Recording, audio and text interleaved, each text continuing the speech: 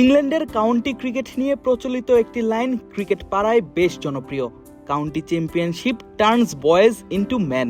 কথাটির সারমর্ম সংক্ষেপে বলতে গেলে বলা যায়, কাউন্টি কেবল একজন ক্রিকেটারকে টেকনিক শেখায় না, বরং এটি তাদের মানসিক অলসতা, জড়তা ও দুর্বলতা দূর করে একজন লড়াকু ও স্বয়ংসম্পূর্ণ ম্যান বা খাঁটি পেশাদার খেলোয়াড় হিসেবে পরিণত করে, যার সর্বশেষ উদাহরণের নাম হাসান মাহমুদ।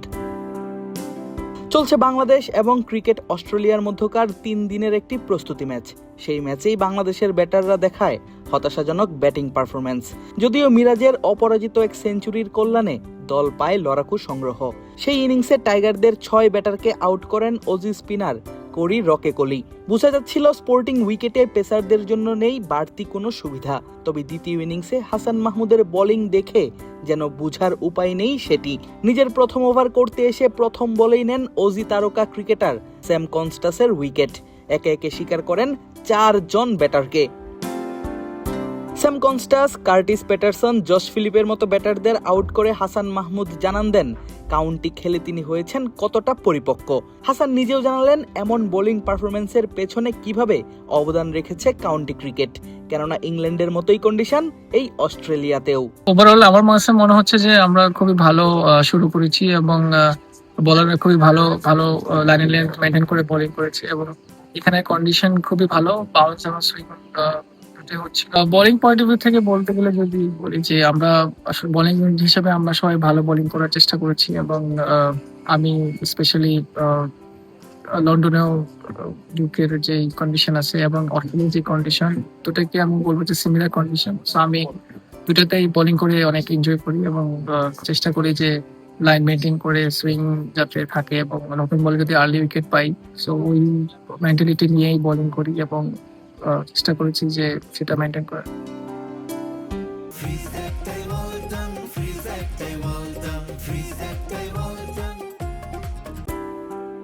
চলতি বছরের জুনে প্রথমবারের মতো ইংলিশ কাউন্টি খেলতে হাসান যান ইংল্যান্ডে।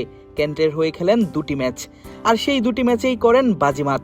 প্রথম ম্যাচে ল্যাঙ্কাশায়ারের বিপক্ষে প্রথম ইনিংসে শিকার করেন মাত্র 32 রান দিয়ে 3 উইকেট, আর দ্বিতীয় ইনিংসে বল হাতে এসেই তুলে নেন একে একে 6 উইকেট।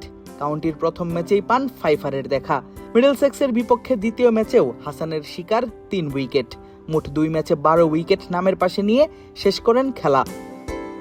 বোঝাই যাচ্ছিল অস্ট্রেলিয়াতে এই পেসার হতে যাচ্ছেন বেশ কার্যকরী। সেই সিরিজের প্রস্তুতি নিতে লঙ্কা প্রিমিয়ার লিগ বা এলপিএল এর মাঝপথ থেকে দেশে ফিরে আসেন তিনি। অনুশীলনে ঘাম ঝরিয়ে নেন লম্বা প্রস্তুতি, আর তার সেই পরিশ্রমের ফল আজ অস্ট্রেলিয়া একাদশের বিপক্ষে 4 উইকেট।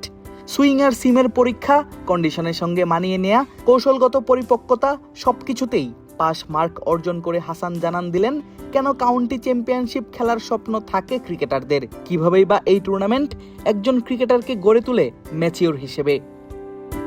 তবে অস্ট্রেলিয়া একাদশের বিপক্ষে ভালো বোলিংটা করলেও হাসানের মূল পরীক্ষাটা শুরু হবে 13 তারিখ থেকে শুরু হতে যাওয়া বাংলাদেশ এবং অস্ট্রেলিয়ার টেস্ট সিরিজে। Travis Head, Mitchell Marsh, Marnus Labuschagne, Steven স্মিথদের বিপক্ষে বাংলাদেশ পাবে না নাহিদ রানা, শরীফুল ইসলামদের। সেখানে হাসানকেই রাখতে হবে বল হাতে সবচাইতে গুরুত্বপূর্ণ ভূমিকাটা। তার জন্য যে হাসান মাহমুদ আছেন প্রস্তুত, এই প্রস্তুতি ম্যাচে দিলেন যেন সেই প্রমাণই। আদিব আশরাফ, ক্রিক ফ্রেন্জি।